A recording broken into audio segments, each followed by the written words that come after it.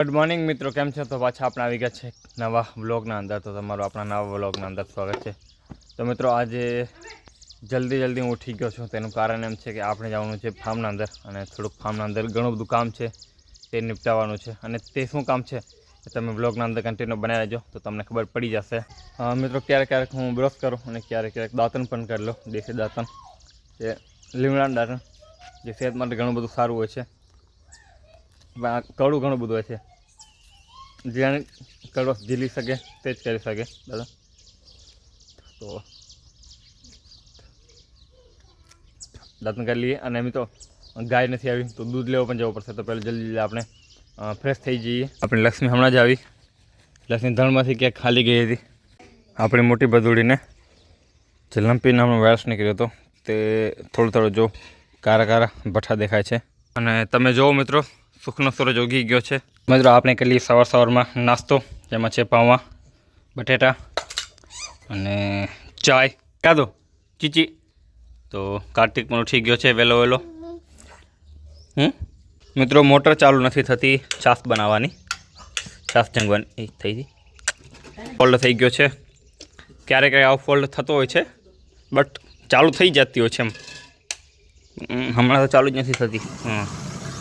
થઈ ગઈ મિત્રો, થઈ ગઈ.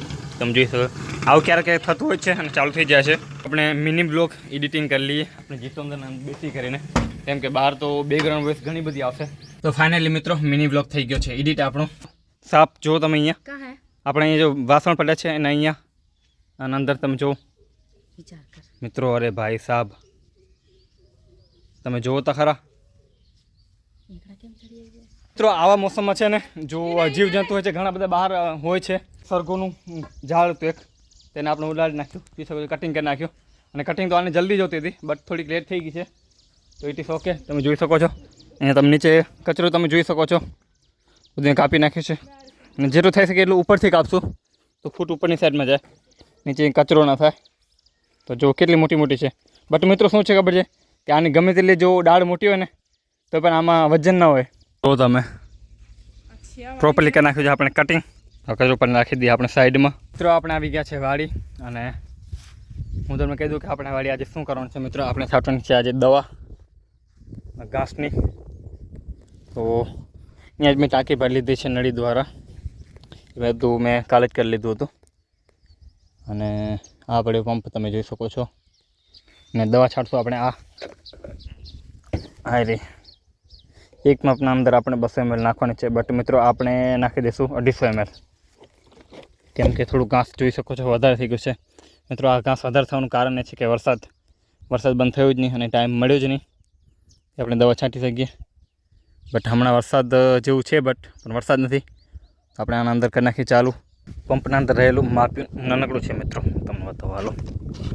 હવે આપણે આ મેળ પડતો નથી, કેમ કે ઘણા બધા નાખવા પડે છે. આ છે કેટલા ml, 35 ml સુધીનું છે. તો મોટું પડ્યું છે આપણા ઉતારે, ઘરે પડ્યું છે વાડીનું જે ઘર છે ત્યાં. તો એ લેતા આવીએ આપણે. તમે જો ન્યૂઝ સાંભળતા હો તો એક ન્યૂઝ આવે છે જ્યાં અમેરિકાએ આપણા ઉપર ટેરિફ લગાવ્યું છે 50%. તો તેનાથી અમને ખેડૂતને શું ફરક પડ્યો છે? તો અત્યાર સુધી તો એવું અમને કાંઈ પણ હજી ઘણું બધું ડિફરન્સ જોવા નથી મળ્યો. જેમ કે અમે જે બિયારણ લે છે એ બિયારણમાં પણ એટલી બધું અમને રેટ જોવા નથી મળ્યો. ખાતર લે છે એમાં પણ વધારે અત્યાર સુધી અમને રેટ જોવા નથી મળ્યો. બટ હવે ભવિષ્યમાં આગળ શું થાય છે, કદાચ મારા અકોર્ડિંગ અમે જે આ માલ જે તૈયાર કરી છે, જે કપાસને એરંડા ને એવું, કદાચ અમે માર્કેટના અંદર વેચતું તો ત્યારે અમને એવું લાગે છે કે અમને રેટ ઓછો મળશે. જમી કરીને થોડો આરામ કરીને પાછો આવી ગયો છું દવા છાંટવા માટે, કામ કરવા માટે. 3 વાગે તો એવું લાગતું હતું કે વરસાદ જેવું છે, ને કદાચ દવા છાંટશું ને કદાચ વરસાદ પડશે તો બધું ધોઈ જશે, તો આપણી મહેનત ફેલ જશે. બટ મોસમ થોડુંક સાફ થઈ ગયું છે હમણાં, જો તમે. તો પછી મેં પ્લાન કર્યો કે કદાચ છાંટી જ નાખીએ. હવે આપણે કદાચ 3-4 કલાક નહીં પડે વરસાદ તો આપણે આ ઘાસ બધું સુકાઈ જાય, પછી આ એમને વધ્યા રાખશે. મિત્રો કામ પૂરું નથી થયું, પરંતુ ટાઈમ પૂરો થઈ ગયો. હવે આપણે નીકળીએ છીએ ઘરે જવા માટે. વાહ ભાઈ વાહ, ટેકનોલોજી. આ જો મિત્રો ઉપર એમનું છે, નીચે તૂટી ગઈ છે. મિત્રો થોડાક સમય પછી મારો એક પ્લાન છે. આપણે જે કચ્છ ડિસ્ટ્રિક્ટ છે આપણે ટૂર કરશું, આખી ટૂર કરશું. અને જો બાઇકથી ટૂર કરવાના છે આપણે, અને જે કોઈને પણ ઇન્ટરેસ્ટ હોય બાઇકથી ટૂર કરવા માટે તો મને DM કરજો, મેસેજ કરજો મને ઇન્સ્ટાગ્રામમાં, તો તમારી સાથે કોન્ટેક્ટ કરીશ, આપણે સાથે મળી કરી ને બધું એક્સપ્લોર કરશું. મિત્રો આવું કરવાનું કારણ મારું એ છે કે આપણા જે કચ્છમાં જે સંસ્કૃતિ છે લુપ્ત થાય છે તે આપણે દેશને દુનિયા સુધી આપણે લોકોને બતાવી શકીએ. ઘણા બધા લોકો મને પૂછતા હોય છે, કમેન્ટ કરતા હોય છે અને કહેતા હોય છે કે તમે જે બ્લોગ બનાવવા માટે તમે કયા ટ્રાયપોડની યુઝ કરો છો કે શું યુઝ કરો છો એમ. તો મેં તો પહેલાં હું સેલ્ફી સ્ટિક આવતી હતી જે તમને ખબર તો આપણે લાંબી કરીને ફોટો પાડી શકીએ, તેનાથી હું બ્લોગ બનાવતો હતો. પછી ધીમે ધીમે બજેટ સેક્શનમાં મેં આ લઈ લીધું ડાયજો, જે આ ગોરિલ્લા ટ્રાયપોડ છે. જો અહીંયા મોબાઈલ લગાવી નાખવાનો એવી રીતે પ્રોપરલી બરાબર. પછી આપણે જે એંગલમાં જોતું હોય એવી રીતે આપણે આને કાઢી લેવાનું. પછી આ ગોરિલ્લા ટ્રાયપોડનો આ ફાયદો, આપણે આને જેવી રીતે રાખો એવી રીતે રાખી શકીએ. પછી આને આપણે ટાઈટ કરી નાખવાનો. તો તમે જોઈ શકો છો. તો કેમ છો મિત્રો, આપણે આવી ગયા છે નવા વ્લોગના અંદર. તો આવી રીતે આપણે વ્લોગ શૂટ કરી છે, તો તમે જોઈ શકો છો આવી રીતે કંઈક.